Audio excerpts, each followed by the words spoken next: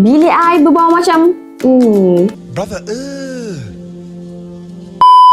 Saya dulu pun setiap minggu tukar pewangi, tapi tak tahan lama.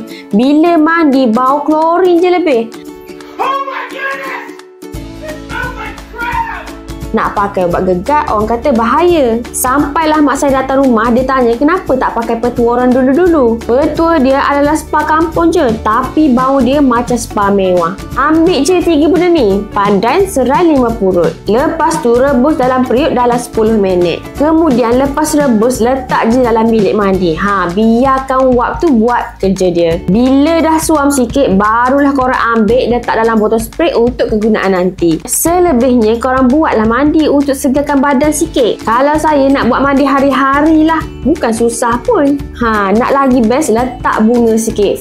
Terus auto rasa macam bawa balik spa dekat rumah. Korang nak lagi petua-petua macam ni, korang komen petua kampung dekat bawah. Nanti saya share lagi petua kampung dekat next video. Tapi jangan lupa follow dulu, okey?